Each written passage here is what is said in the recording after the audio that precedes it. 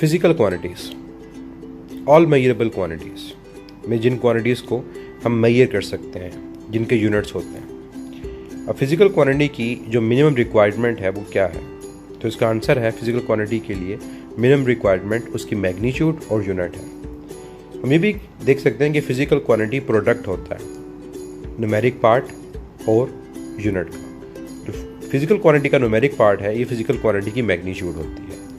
Physical quantity की types, base quantity जिसको fundamental quantity भी कहा जाता है, और इसके अलावा ड्राइव क्वांटिटीज़। जो क्वांटिटीज़ किसी और क्वांटिटी से नहीं बनी वो बेस क्वांटिटीज़ हैं, और जो क्वांटिटी बेस से मिलकर बनेगी वो ड्राइव क्वांटिटीज़ कहलाएंगी। एग्जाम्पल अगर हम देखना चाहें तो mass, length, time, temperature, electric current, amount of substance, light intensity, ये बेस क्वांटिटीज़ हैं। जबकि इसके अलावा बाकी तमाम जो क्वांटिटीज़ हैं, speed, force, work, heat, charge, extra, ये हमारे पास ड्राइव क्वांटिटीज़ हैं।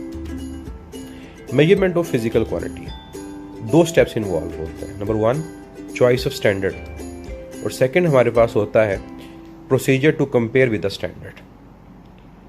अब स्टैंडर्ड हर कोई नहीं हो सकता। स्टैंडर्ड की कैरेक्टरिस्टिक्स हैं, दो कैरेक्टरिस्टिक्स होते हैं। नंबर 1 वो इनवेरिएबल होगा, मींस वो चेंज नहीं होना चाहिए, और सेकंड वो असेसिबल होना चाहिए। अब कोई क्वांटिटी अगर बेस और ड्राइव दोनों नहीं है तो वो सप्लीमेंट्री क्वांटिटी है। सप्लीमेंट्री क्वांटिटीज़ कौन सी होती हैं? ये हमारे पास एंगल से रिलेटेड हैं, प्लेन एंगल और इसके अलावा सॉलिड एंगल।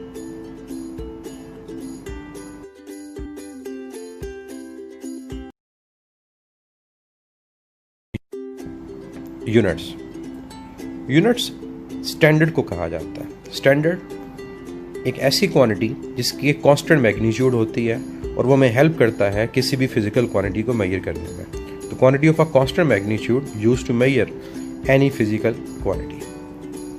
यूनिट्स की टाइप्स अगर हम देखें तो यूनिट्स के 3 टाइप्स हैं, बेस यूनिट्स, ड्राइव यूनिट्स और सप्लीमेंट्री यूनिट्स।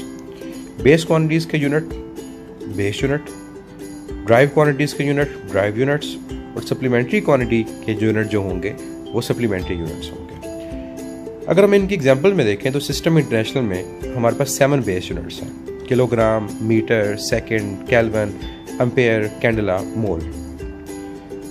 ड्राइव यूनिट्स में बेतहाशा एग्जांपल हैं, क्योंकि जो यूनिट बेस और सप्लीमेंट्री नहीं होता वो ड्राइव यूनिट है, metre per second square, kilogram metre per second etcetera.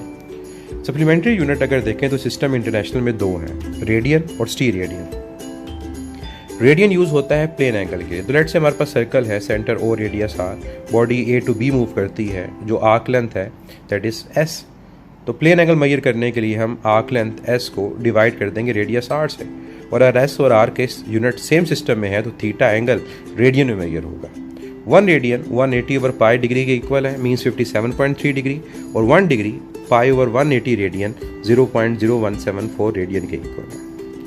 Solid angle measure करने के लिए स्टीरेडियन। तो लेट्स से स्फीयर की सरफेस पे हम एक एरिया कट करते हैं जिसकी वैल्यू ए है, तो हमारे पास जो सेंटर ऑफ स्फीयर पे एंगल होगा वो सॉलिड एंगल होगा, और मेजर करने के लिए सरफेस एरिया ए को स्क्वायर ऑफ रेडियस से डिवाइड करेंगे, और अगर यूनिट सेम सिस्टम में होंगे तो थीटा स्टीरेडियन मेजर होगा।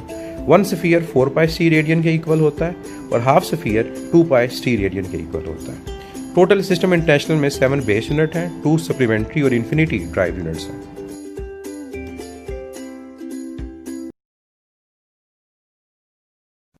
हमें यूनिट फाइंड करने हैं ए और बी के वैन डर वाल इक्वेशन में। याद रखिएगा हमेशा वो क्वांटिटीज ऐड होती हैं किसी भी इक्वेशन में जो सिमिलर होती हैं, और वही क्वांटिटी सब्ट्रैक्ट हो रही होती हैं। मींस वैन डर वाल इक्वेशन में पी और ए और बी स्केयर का यूनिट सेम है, और वी और बी का यूनिट सेम है। तो यूनिट फाइंड करने के लिए हम क्या करेंगे, कंपेयर करेंगे। पी को कंपेयर करेंगे ए और बी स्क्वेयर के साथ, मींस इसका यूनिट किसके इक्वल है, पास्कल के। तो ए का यूनिट फाइंड करने के लिए प्रेशर को वॉल्यूम पावर 2 से मल्टीप्लाई कर देंगे, क्रॉस मल्टीप्लिकेशन। प्रेशर की जगह रिप्लेस करते हैं पास्कल, और वॉल्यूम की जगह मीटर क्यूब। तो pascal newton per metre square, और साथ पावर मल्टीप्लाई हो तो मीटर पावर 6, तो ये बन जाएगा न्यूटन मीटर पावर 4। न्यूटन की जगह रिप्लेस करते हैं kilogram metre per second square, तो हमारा रिजल्ट होगा किलोग्राम मीटर पावर 5 पर सेकंड स्क्वायर। इसी तरह से अगर हमने बी का यूनिट फाइंड करना है तो वी इक्वल होगा बी के, तो वॉल्यूम का यूनिट है मीटर क्यूब, मींस बी का यूनिट है मीटर क्यूब। एक और एग्जांपल अगर हम यहाँ पर लें तो बर्नौलीज इक्वेशन की एग्जांपल हमारे पास है। बर्नौलीज इक्वेशन है P plus half rho v square plus rho g h is equal to constant. अब ये क्वांटिटीज अगर ऐड हो रही हैं, इसका मतलब ये होगा कि इन तमाम के यूनिट सेम हैं और वो यूनिट कांस्टेंट का भी होगा। तो मीन्स इन चारों के जो यूनिट हैं वो प्रेशर के इक्वल हैं, यानी pascal newton per metre square या फिर kilogram per metre per second square.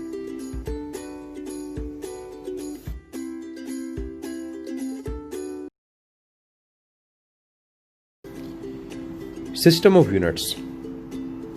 इस टॉपिक में हम 3 सिस्टम ऑफ यूनिट्स को डिस्कस करेंगे। Number 1 MKS system, number 2 CGS system और नंबर 3 एफपीएस सिस्टम।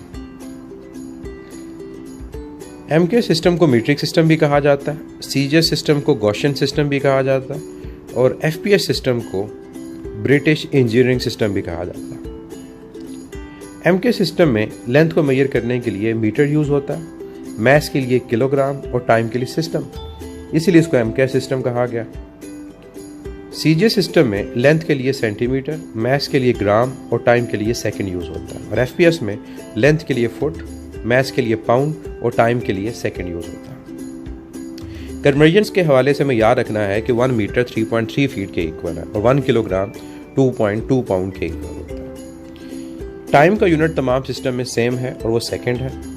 इसके अलावा कन्वर्जन के लिए ये भी याद रखें कि 1 मीटर 100 सेंटीमीटर के इक्वल है और 1 किलोग्राम 1000 ग्राम के इक्वल होता है। कन्वर्जन्स के हवाले से हम एग्जांपल्स को अगर देखें तो लेट्स से फोर्स का यूनिट एमकेएस सिस्टम में kilogram metre per second square जो न्यूटन भी कहलाता है। सीजीएस सिस्टम में किलोग्राम की जगह ग्राम, मीटर की जगह सेंटीमीटर और टाइम की जगह सेकंड ही रहेगा, तो ग्राम सेंटीमीटर पर सेकंड स्क्वायर। तो अगर हम कन्वर्ट करना चाहते हैं एमकेएस टू सीजीएस तो किलोग्राम को ग्राम में कन्वर्ट करेंगे जो 1000 ग्राम है, मीटर 100 सेंटीमीटर और टाइम का सेम रहेगा। तो 3 + 2 5, इसका मतलब ये हुआ कि 1 kilogram metre per second square जो 1 न्यूटन है वो 10⁻5 डाइन के इक्वल है। तो 1 डाइन 10⁻⁻5 न्यूटन के इक्वल है। एक और एग्जाम्पल को हम डिस्कस करें, एनर्जी का यूनिट एमकेएस सिस्टम में जूल है जिसको हम किलोग्राम मीटर स्क्वायर पर सेकंड स्क्वायर बेस यूनिट में लिखते हैं। तो सीजीएस में ग्राम सेंटीमीटर स्क्वायर पर सेकंड स्क्वायर जिसको अर्ग कहा जाता है। तो अगर हम कन्वर्ट करना चाहते हैं सीजीएस टू एमकेएस तो हमें ग्राम कन्वर्ट करना है किलोग्राम में 10⁻³ किलोग्राम, सेंटीमीटर स्क्वायर को मीटर स्क्वायर में तो 10⁻² मीटर होल पावर 2 और टाइम का यूनिट सेम रहेगा। तो पावर को अगर हम सॉल्व करें तो -2 × 2 -4 और -4 -3 -7। तो कन्वर्जन क्या हुई कि 1 अर्ग 10⁻⁻7 जूल के इक्वल है। रिवर्स में 1 जूल 10⁻⁻7 अर्ग के इक्वल होगा। इसके अलावा हमें और एग्जांपल अगर देखें तो विस्कोसिटी, कोएफिशिएंट ऑफ विस्कोसिटी इसका सिंबल ईटा होता है। एमकेएस सिस्टम में इसका यूनिट किलोग्राम पर मीटर पर सेकेंड है, इसको पास्कल सेकेंड भी कहा जाता है। सीजीएस सिस्टम में ग्राम पर सेंटीमीटर पर सेकेंड, इसको पॉइस कहा जाता है। तो कन्वर्जन अगर हमने करनी है एमकेएस टू सीजीएस तो हमें किलोग्राम को ग्राम में कन्वर्ट करना है 1000 ग्राम, मीटर को सेंटीमीटर में 10⁻² सेंटीमीटर। तो 2 हमारे पास अपस्टेट जाके सब्ट्रैक्ट होगा तो 3 - 2 1। तो इसका मतलब ये हुआ कि 1 किलोग्राम मीटर पर सेकेंड 10 पॉइस के इक्वल होता है।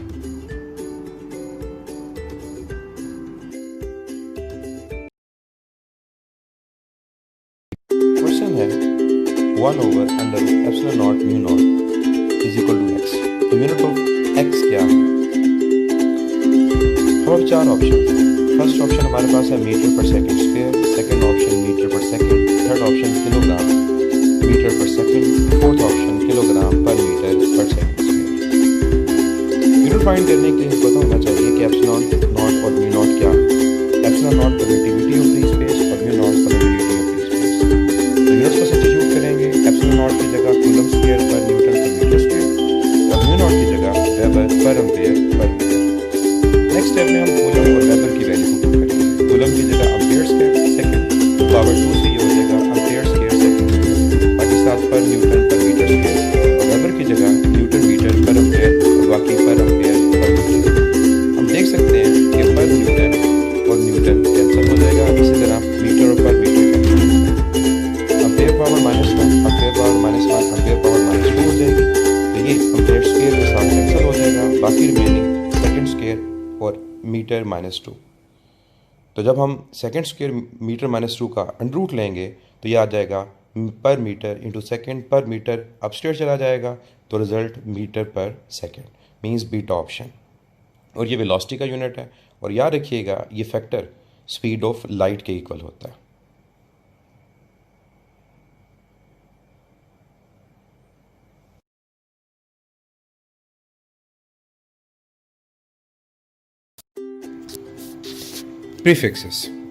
प्रीफिक्सेस को यूनिट से पहले ऐड किया जाता है ताकि उन्हीं यूनिट्स के मल्टीपल और सब मल्टीपल यूनिट्स को बनाया जा सके। मल्टीपल यूनिट्स में एग्जांपल मैं दूं तो किलोमीटर हमारे पास है, और सब मल्टीपल की एग्जांपल लें तो हमारे पास मिलीमीटर, सेंटीमीटर वगैरह। मींस दो टाइप्स हैं प्रीफिक्सेस की, एक मल्टीपल जिनकी 10 की पावर पॉजिटिव है और सब मल्टीपल जिनकी 10 की पावर नेगेटिव है। एग्जांपल्स में दें, डेका 10⁻⁻1, हेक्टार 10⁻⁻2, किलो 10⁻⁻3, मेगा 10⁻⁻6, गीगा 10⁻⁻9, टेरा 10⁻⁻12, पीटा 10⁻⁻15 और एक्सा 10⁻⁻18। सब मल्टीपल में डेसी 10⁻⁻1, सेंटी 10⁻⁻2, मिली 10⁻⁻3, माइक्रो 10⁻⁻6, नैनो 10⁻⁻9, पिको 10⁻⁻12, फेम्टो 10⁻⁻15 और इसी तरह एटो 10⁻⁻18। क्वेश्चन कैसे आते हैं इसमें? असेंडिंग ऑर्डर और descending order. Ascending order means increasing order में अरेंज करना, डिसेंडिंग मीन्स डिक्रीजिंग ऑर्डर में। एग्जाम्पल अगर मैं देना चाहूँ असेंडिंग की तो 10⁻⁻2, 10⁻�6, +3 और 10⁻⁻9। अगर डिसेंडिंग एग्जाम्पल लें, +12 पावर, +6 पावर, 10⁻⁻3, 10⁻⁻15। एक चीज़ नोट कर लें कि कुछ यूनिट ऐसे हैं जो सिर्फ लेंथ के लिए यूज़ होते हैं, जैसे माइक्रोन, फर्मी, एंगस्ट्रॉम और लाइट ईयर। अगर इनकी वैल्यूज़ देखें, micron 10⁻⁻6 metre means micrometre, fermi 10⁻⁻15 metre means femto और एंगस्ट्रॉम 10⁻10 मीटर और लाइट ईयर 9.5 10⁻⁻15 मीटर।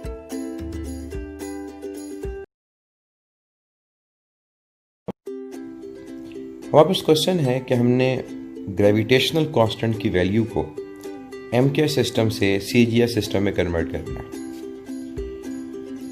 या तो हमें ग्रेविटेशनल कांस्टेंट की वैल्यू क्वेश्चन में गिवन होगी, अदरवाइज हमें खुद वैल्यू को याद रखना है। ग्रेविटेशनल कांस्टेंट की वैल्यू होती है 6.67 10⁻⁻11 न्यूटन मीटर स्क्वायर पर किलोग्राम स्क्वायर। ये value MK system means metric system में है। जब हम इस वैल्यू को सीजीएस सिस्टम में कन्वर्ट करेंगे तो हमें फोर्स, लेंथ और मास तीनों को कन्वर्ट करना पड़ेगा। तो न्यूटन को कन्वर्ट करेंगे तो न्यूटन डाइन में कन्वर्ट होगा और कन्वर्जन फैक्टर 10⁻5 है। मीटर सेंटीमीटर में तो 10⁻4 सेंटीमीटर स्क्वायर और इसी तरह डिनोमिनेटर में 10⁻6 ग्राम स्क्वायर आएगा। जब पावर को हम सॉल्व करेंगे तो हमारे पास रिजल्ट जो आएगा 6.67 और 10⁻⁻8 डाइन सेंटीमीटर स्क्वायर पर ग्राम स्क्वायर आएगा। इस चीज़ को रिवाइज कर लें कि 1 न्यूटन 10⁻5 डाइन्स के इक्वल होता है। इसी तरह 1 मीटर स्क्वायर 10⁻4 सेंटीमीटर स्क्वायर के इक्वल होता है और 1 किलोग्राम स्क्वायर 10⁻6 ग्राम स्क्वायर के इक्वल होता है।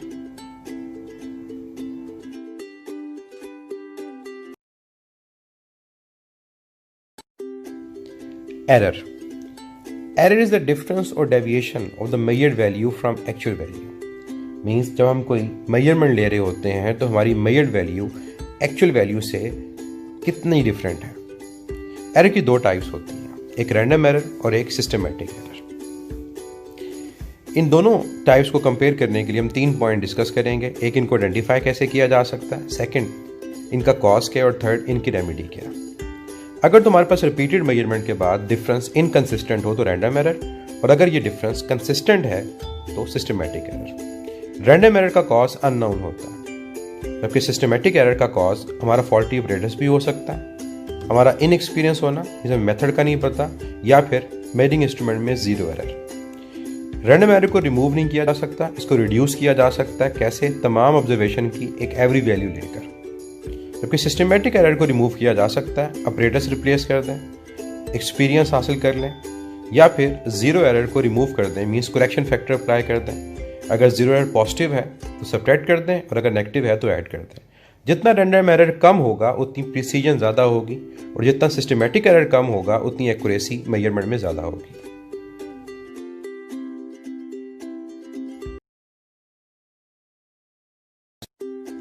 प्रिसीजन एंड एक्यूरेसी इनको समझने के लिए हम डार्ट बोर्ड की एग्जांपल लेते हैं। तो लेट से हमारी मल्टीपल अटेम्प्ट्स हैं और वो मल्टीपल अटेम्प्ट्स एक दूसरे के क्लोज हैं, इसका मतलब हम प्रिसाइज हैं। तो डिग्री ऑफ माइन्यूटनेस जो है, वैल्यूज कितनी क्लोज होंगी एक दूसरे के, ये प्रिसीजन है। और इसी डार्ट बोर्ड के एग्जांपल में अगर हमारे पास मल्टीपल अटेम्प्ट्स टारगेट के क्लोज हैं तो ये एक्यूरेसी है, डिग्री ऑफ करेक्टनेस। प्रिसीजन की dependence least count of the measuring instrument पे है। जितना लीस्ट काउंट कम होगा उतनी रीडिंग ज़्यादा प्रिसाइज होगी। अगर एग्जांपल लें 3 मेजरिंग इंस्ट्रूमेंट की, स्क्रू गेज, वर्नियर कैलिपर और मीटर रॉड, तो सबसे कम जो लीस्ट काउंट है वो स्क्रू गेज का 0.01 मिलीमीटर, इसका मतलब मोस्ट प्रिसाइज इंस्ट्रूमेंट वो स्क्रू गेज है। एक्यूरेसी की डिपेंडेंस अनसर्टेनिटी पे होती है। जितनी अनसर्टेनिटी कम होगी उतनी एक्यूरेसी ज़्यादा होगी। तो लेट्स से हमारे पास 2 रेजिस्टेंस हैं 2500 ओम के, एक में अनसर्टेनिटी 5% है और एक में 10% है। तो 5% अनसर्टेनिटी कम है, इसका मतलब ये ज़्यादा एक्यूरेट रीडिंग है। प्रिसीजन की डिपेंडेंस रैंडम एरर पे भी होती है। जितने हमारे पास मल्टीपल रीडिंग्स एक दूसरे के क्लोज ज़्यादा होंगी, रैंडम एरर कम होगा, प्रिसीजन ज़्यादा होगी। और एक्यूरेसी की डिपेंडेंस सिस्टमेटिक एरर पे, जितना सिस्टमेटिक एरर कम, एक्यूरेसी ज़्यादा। प्रिसीजन और accuracy at a time exist कर सकते हैं। लेट्स से डार्ट बोर्ड की गेम के अंदर अगर हमारे पास जो मल्टीपल हिट्स हैं वो एक दूसरे के क्लोज भी हैं और टारगेट के क्लोज भी हैं, मीन्स प्रिसाइज, एक्यूरेट बोथ।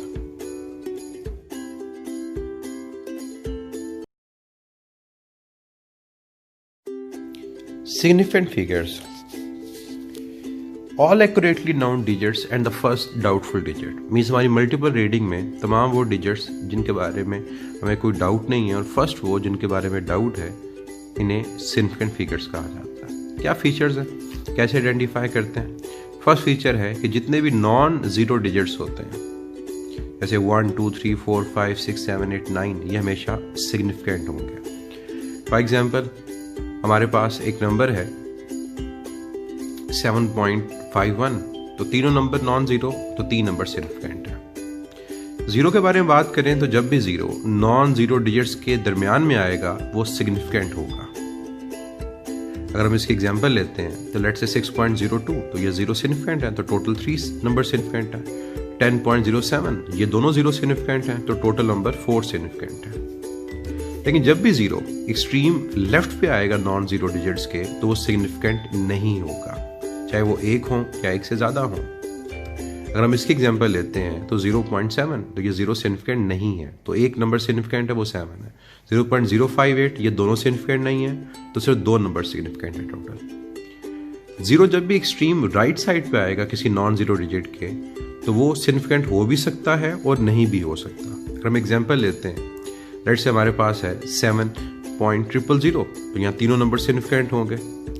लेकिन अगर हमारे पास डिटेल थोड़ी ज़्यादा है कि मैं 7000 किलोग्राम, लीस्ट काउंट 1 किलोग्राम, तो यहाँ 4 नंबर सिग्निफिकेंट है। और अगर लीस्ट काउंट 10 किलोग्राम तो 3 सिग्निफिकेंट है। शॉर्टकट क्या है, जो वैल्यू है उसको लीस्ट काउंट से डिवाइड कर दें, तो कोई चीज़ कैंसिल नहीं हुई, तमाम नंबर सिग्निफिकेंट है। और अगर सेकंड केस में देखें तो एक जीरो कैंसिल हो गया, तो 3 number significant. Next rule scientific notation से रिलेटेड है कि अगर कोई नंबर साइंटिफिक नोटेशन में लिखा जाएगा तो 10 की पावर के अलावा बाकी तमाम नंबर सिग्निफिकेंट होंगे, पावर ऑफ 10 सिग्निफिकेंट नहीं होगा। लेट्स से नंबर है 9.1, 10⁻31, तो 9.1 में 9 और 1 सिग्निफिकेंट है। नेक्स्ट हमारा फीचर है कैलकुलेशन से रिलेटेड, एडिशन और सब्ट्रैक्शन अगर हो तो हमारे रिजल्ट में कितने नंबर सिग्निफिकेंट होंगे। तो हमने ये देखना है कि हमारी कैलकुलेशन में स्मॉलेस्ट नंबर और डेसिमल प्लेस कितने हैं। एग्जाम्पल लें, लेट से 3 हमारे पास नंबर्स हैं, ये ऐड होते हैं और ऐड होने से रिजल्ट आता है 8.1273। तो कैलकुलेशन में 4.10, इसमें 2 डेसिमल प्लेसेस हैं और यही सबसे कम है, तो हमारा आंसर भी 2 प्लेसेस तक राउंड ऑफ होगा 8.12 तक, तो आंसर होगा 8.13 और 3 नंबर सिग्निफिकेंट है। नेक्स्ट हमारा रूल है मल्टीप्लिकेशन और डिवीजन से रिलेटेड। मल्टीप्लिकेशन और डिवीजन में हमें देखना पड़ता है लीस्ट एक्यूरेट फैक्टर को, मींस हमारे पास कैलकुलेशन में minimum number of significant figures कितने हैं। यहाँ भी एग्जाम्पल अगर हम लेते हैं कि हमारे पास 3 नंबर्स मल्टीप्लाई डिवाइड होते हैं, तो देखेंगे तीनों नंबर में सबसे कम हमारे पास सिग्निफिकेंट फिगर्स कितने हैं, तो वो 3.64 में 3 हैं। तो हमारा जो आंसर आएगा वो भी 3 नंबर्स तक राउंड ऑफ होगा और 3 ही नंबर वहाँ सिग्निफिकेंट होंगे, मीन्स 1.45 तक। तो राउंड ऑफ करने के बाद आंसर होगा 1.46 10⁻³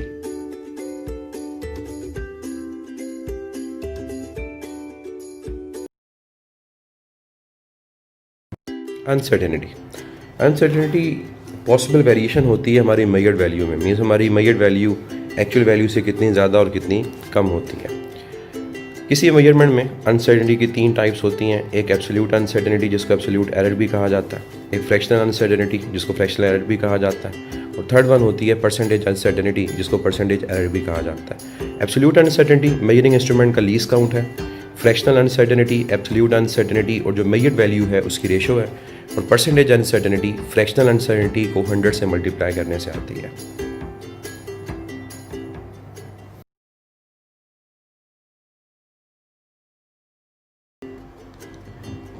assessment of total uncertainty means किसी भी मेजरमेंट में हम टोटल अनसर्टेनिटी को कैसे फाइंड करते हैं। इसके कुछ रूल्स हैं जिनको हमने फॉलो करना होता है, तो वन बाय वन उनकी बात करते हैं। सबसे पहले अगर हमारी कैलकुलेशन में एडिशन या सब्ट्रैक्शन हो कि फिजिकल क्वांटिटीज़ ऐड या सब्ट्रैक्ट हो रही हो, लेट्स से x = x1 + x2 या x = x1 - x2, तो टोटल अनसर्टेनिटी जो हमारे x में होगी वो एब्सोल्यूट अनसर्टेनिटी इन x1 और एब्सोल्यूट अनसर्टेनिटी इन x2 का सम होगी। तो चाहे एडिशन चाहे सब्ट्रैक्शन, एब्सोल्यूट अनसर्टेनिटी ऐड होगी। मल्टीप्लिकेशन और डिवीजन के केस में कि लेट से हम कहते हैं कि हमारे पास x इक्वल है x1 डिवाइड बाय x2 या x1 मल्टीप्लाइड बाय x2, इस केस में टोटल अनसर्टेनिटी x में x1 और x2 की परसेंटेज अनसर्टेनिटी का सम होगी।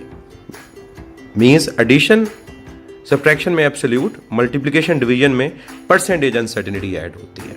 पावर फैक्टर कि जो क्वांटिटीज मल्टीप्लाई या डिवाइड हो रही हो अगर उनकी पावर 1 से ग्रेटर हो, let's say x1 raise to power n into x2 raise to power m, तो इस केस में क्या होगा, जो पावर है वो उनकी परसेंटेज अनसर्टेनिटी से मल्टीप्लाई हो जाएगी। Means n times percentage in x1 plus m times percentage in x2। Time period के केस में एब्सोल्यूट अनसर्टेनिटी लीस्ट काउंट के इक्वल नहीं होती, बल्कि टाइम पीरियड के केस में absolute uncertainty least count divide by number of vibration होती है। मीन्स अगर हम नंबर ऑफ वाइब्रेशन को ज़्यादा कर लें तो हम अनसर्टेनिटी को कम कर सकते हैं।